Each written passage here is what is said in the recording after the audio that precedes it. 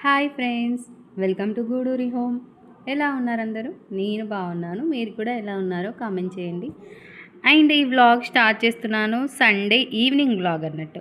అయితే నేను మార్నింగే మక్క గుడాలు అండ్ అలాగే శనగలు, తెల్ల శనగలు 3 కలిపి నానబెట్టేశాను. వీటిని గుడాలు వేస్తామన్నట్టు. మా తెలంగాణ సైడ్ అయితే చాలా ఫేమస్. ముఖ్యంగా మా అత్తమ్మ వాళ్ళైతే మేమందరం కలిసినప్పుడు ఇవే వేస్తూ ఉంటారు.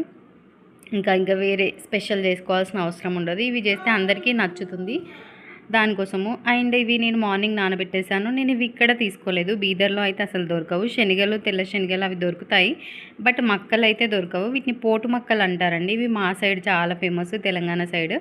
అండ్ మా ఊళ్ళో మాకు షాప్లో సూపర్ మార్కెట్లో దొరుకుతాయి అన్నట్టు. అవి వచ్చేప్పుడే నేను 2 kgs అలా పట్టుకొస్తాను. 2 kgs తీసుకొచ్చాను వచ్చేప్పుడు. సో ఇంకా ఇవి రిమైనింగ్ ఉంటే ఇంకా నానబెట్టేశాను.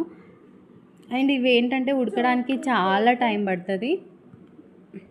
వీటిని ఒక 4-5 అవర్స్ అయినా ఖచ్చితంగా నానబెట్టాలి, అలా అయితేనే ఉడుకుతాయి అన్నట్టు. అండ్ వాటిని నానబెట్టేసి కడిగి ప్రెషర్ కుక్కర్లో వేసాను. అవి ఉడకాలంటే ఒక 8-10 విజిల్స్ రావాలన్నట్టు.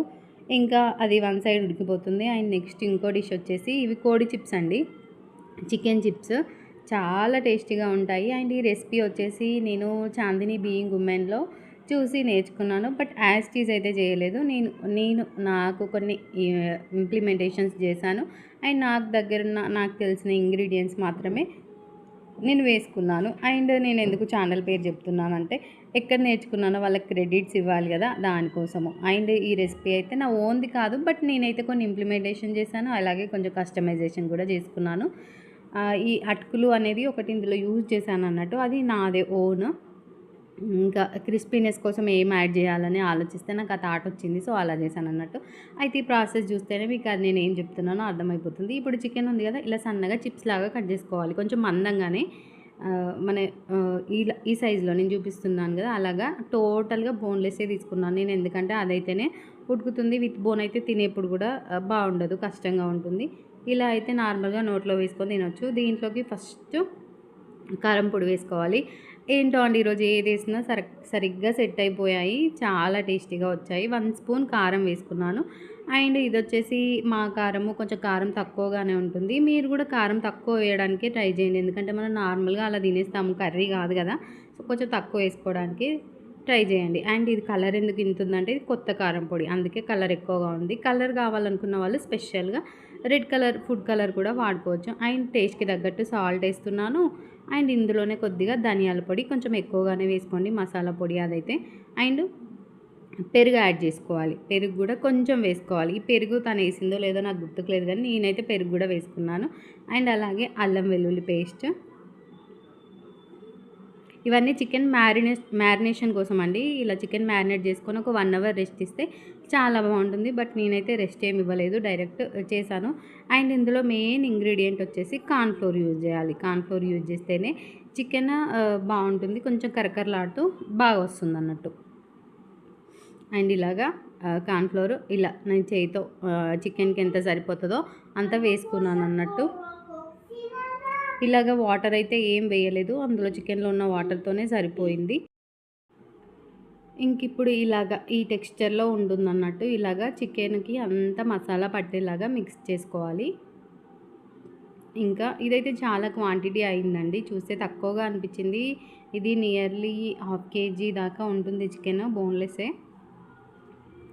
అండ్ ఇలాగ మ్యారినేట్ చేసి ఒక 2 minutes అలాగా పక్కన పెట్టేశాను. అండ్ నెక్స్ట్ ప్రాసెస్ వచ్చేసి ఇంకా మనం గుడాలు పెట్టేసాం కదా, అది ఇలాగ విజిల్స్ ఎన్ని రావాలంటే ఒక 8-10 అలా రావాలి. స్టిల్ ఉడకకపోతే మళ్ళీ వాటర్ వేసి కొంచెం గరం నీళ్ళు వేసి మళ్ళీ ఉడకబెట్టుకోవచ్చు. మక్కలు ఎంత టేస్టీగా ఉంటాయో అంత ఉడకడానికి కూడా టైం పడుతుంది. అదే విలేజ్లో అనుకోండి, మంచిగా పొయ్యి పెట్టి 3-4 అవర్స్ అలా వాటిని వదిలేస్తారు, మంచిగా ఉడికిపోతాయి, మెత్తగా ఉడుకుతాయి. ఇంకా కట్టెల పొయ్యి మీద వండుకున్నవి ఇంకా ఎక్కువగా టేస్టీగా ఉంటాయి. అండ్ ఈ ప్రాసెస్లోకి వచ్చేస్తే ఇలాగా ఒక గిన్నె పెట్టుకొని అటుకులు ఉంటాయి కదా, మన పోహా అటుకులు, అవి వేయిస్తున్నాను. కొంచెం కరకరలాడేదాకా వేయించి చల్లారబెట్టేసి ఇలా పొడి చేసుకున్నాను అన్నట్టు. నార్మల్గా అయితే బ్రెడ్ క్రమ్స్ వాడతారు, బట్ నా దగ్గర ఆ టైంకి బ్రెడ్ లేదు, సో ఏది ఉంటే దాంతో ఇలా ఐడియా వచ్చింది అన్నట్టు ఇలా చేశాను. ఇదే బాగుంది అనిపించింది నాకు. ఎందుకంటే చల్లగా అయిన తర్వాత కూడా క్రిస్పీనెస్ పోలేదు. ఎంత టేస్టీగా ఉన్నాయో. మనం బయటికి వెళ్ళి వందలు వేలు పెట్టి కేఎఫ్సీలు తింటాము. ఇలా ఇంట్లో ట్రై చేసుకుంటే హెల్త్కి హెల్త్, అలాగే టేస్ట్కి టేస్ట్. కేఎఫ్సీ స్టైల్కి అయితే ఏ మాత్రం తీసుకోలేదు. జస్ట్ ఆ మయోనీస్ అది యాడ్ చేసుకుంటే సరిపోతుంది అలాగా. అండ్ దీనికి నేను 2 ఎగ్స్ తీసుకున్నాను. ఇలా బీట్ చేసి పెట్టుకున్నాను. ఇది ఎందుకంటే ఇప్పుడు చూపిస్తాను చూడండి. ఇప్పుడు ఈ చికెన్ ఉంది కదా, చికెన్ని ఆ ఎగ్లో డిప్ చేయాలి. తర్వాత మన అది ఉంది ఆ పౌడరు అటుకుల పొడి, దాంట్లో కోట్ చేసుకోవాలి. అంతే. ఇంకా అంత చికెన్ ఒకేసారి చేయకుండా సగం సగం చేశాను అన్నట్టు. ఎందుకంటే మెత్తబడిపోతుందేమో అని నేను అలా చేయలేదు. పక్కన కడాయి పెట్టుకున్నాను, అందులో ఆయిల్ కూడా వేసుకున్నాను. ఆయిల్ హీట్ అయ్యేలోపు ఒక వాయికి సరిపడా మాత్రమే పెట్టుకుంటున్నాను అన్నట్టు ఇలాగా. అండ్ ఈ ప్రాసెస్ చూస్తే ఇలా ఉంది కానీ టేస్ట్ చూస్తే ఈ ప్రాసెస్ అయితే అసలు ఏం గుర్తుకు రాదు. ఏముంది, నార్మల్గా అటుకుల పొడి లేని వాళ్ళు బ్రెడ్ క్రమ్స్ అయితే ఉంటాయిగా ఇంట్లో, అట్లా రెడీమేడ్ ఉన్న వాళ్ళు దాంతో చేసుకోవచ్చు. లేదంటే ఇట్లా నార్మల్గా ఇట్లా వేసుకున్నాం అనుకోండి, చికెన్ 65. ఈ ఎగ్ కూడా ఇందులో కలిపేసాం అనుకోండి, చికెన్ 65 అయిపోతుంది. అంతే అండి. Same process. మ్యారినేషన్ అయితే దేనికి చేసినా ఇదే మ్యారినేషన్. నాకు తెలిసి ఇలాగా ఇంకా ఫిష్ని కూడా చేసుకోవచ్చేమో అనిపించింది నాకు. బట్ కొంచెం ముళ్ళులు ఉంటాయి కదా, చూసుకొని చేసుకోవాలి. అట్లా ఐడియాలు వస్తాయి అన్నట్టు మనం ఏదైనా చేస్తే ఇంకోటి కూడా చేయొచ్చేమో అనేసి. అండ్ రవ్వ ఫిష్ అయితే నేను చేస్తాను కూడా. రవ్వ ఫిష్ అంటే నేను ఎగ్లో అయితే ఏం ముంచను కానీ ఇలాగ మ్యారినేషన్ చేసుకొని రవ్వ పక్కన పెట్టేసి ఒకసారి రవ్వలో డిప్ చేసుకొని ఫ్రై చేసుకుంటాను. బట్ షాలో ఫ్రై అన్నట్టు. సేమ్ ఇలానే ఉంటుంది. క్రిస్పీగా ఉంటుంది. చల్లగా అయిన కూడా ఆ క్రిస్పీనెస్ పోదు, దానికోసమని. అండ్ ఇలాగ చెప్పాను కదా, ఇలాగ ఒక వాయికి సరిపడా అన్నీ పెట్టుకున్నాను. ఇంకా ఆయిల్ అది హీట్ అయింది ఈలోపు. ఇంకా ఆయిల్లో వేస్తున్నాను. అండ్ ఇది వచ్చేసి నేను మీడియం ఫ్లేమ్లో పెట్టకుండా హై ఫ్లేమ్లో పెట్టుకున్నాను. ఎందుకంటే బాగా ఎక్కువసేపు ఫ్రై అవుతుంది అన్నట్టు దానికోసం. ఎందుకంటే మళ్ళీ ఆయిల్ పట్టిస్తుంది. ఫుల్ ఫ్లేమ్లో పెట్టుకున్నాం అనుకోండి, ఆయిల్ పట్టదు అండ్ ఫ్రై కూడా తొందర అయిపోతుంది. చికెన్ అయితే ఈజీగా ఉడికిపోయింది, మెత్తగా చాలా బాగుంది. ఇన్నిసార్లు చెప్తున్నానంటే నిజంగానే బాగుంటుందనే కదా. అందుకే నేను ఆ రెసిపీ చూడగానే ట్రై చేయాలని అనుకున్నాను. బట్ నేను ఇలా ఇంప్లిమెంట్ చేస్తానని అస్సలు అనుకోలేదు. అండ్ ఇంప్లిమెంటేషన్ చాలా బాగా వర్కౌట్ అయింది. అండ్ టేస్ట్ కూడా అలానే ఉంది. ఇలాగా తిప్పుతూ 2 సైడ్స్ మంచిగా ఫ్రై చేసుకోవాలి. మనకు ఫ్రై అయ్యాక తెలిసిపోతుంది, కొంచెం కలర్ వస్తాయి కదా, అది. ఇలాగా మీడియం ఫ్లేమ్ అడ్జస్ట్ చేసుకుంటూ హై ఫ్లేమ్లో పెట్టుకుంటూ కాల్చుకున్నాను అన్నట్టు. ఇలాగా నాకు 3-4 వాయిలు అయ్యాయండి. చాలా ఎక్కువగానే అయింది. అండ్ నేను చేసిన అటుకుల పొడి అయితే లాస్ట్ వరకు సరిపోలేదు. సో ఏం చేశానో ఇంకా వీడియో రన్ అవుతుంది కదా, చూడండి చెప్తాను.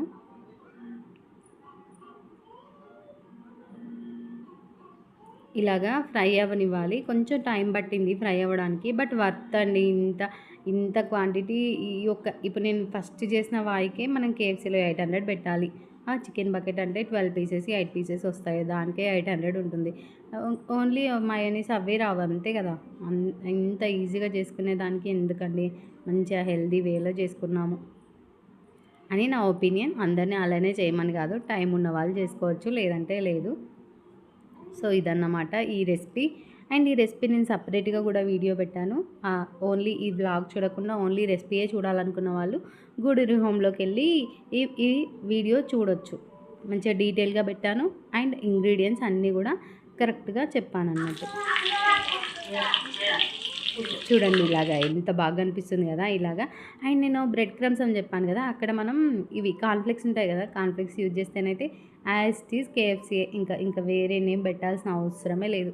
చూడండి ఇలాగ ఫ్రై అయిన వాటిని ఒక టిష్యూ వేసి పేపర్లో పెట్టుకుంటున్నాను. అండ్ ఇలాగ నేను 3 వాయిలు వేసాను.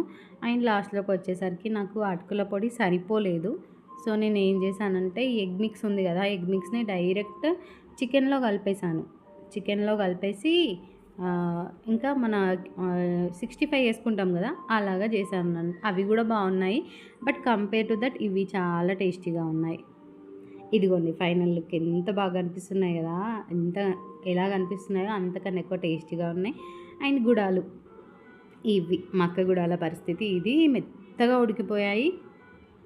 అండ్ మధ్యలో ఒకసారి తీసి హాట్ వాటర్ వేసి మళ్ళీ పెట్టేశాను. ఎందుకంటే నేను పెట్టిన విజిల్స్కి ఇంకా అది ఉడకలే. 8 విజిల్స్ పెట్టాను. మళ్ళీ 4-5 విజిల్స్ ఎక్స్ట్రా పెడితేనే అవి ఉడకాయి అన్నట్టు. అండ్ శనగలు కొంచెం తొందరగానే ఉడుకుతాయి, బట్ అవి కొన్నే ఉన్నాయి కదా అని 2 మిక్స్ చేశాను. అవి మెత్తగా ఉడికినా పర్లేదు, కానీ మక్కలైతే ఉడకాలి, లేదంటే మనం నమలలేము, పళ్ళు నొప్పొస్తాయి. ఇదిగోండి ఇలాగా, ఇది ఏంటంటే అటుకులు పొడి లేకుండా చేసినవి ఇలా ఉన్నాయి, బజ్జీల్లాగా ఉన్నాయి.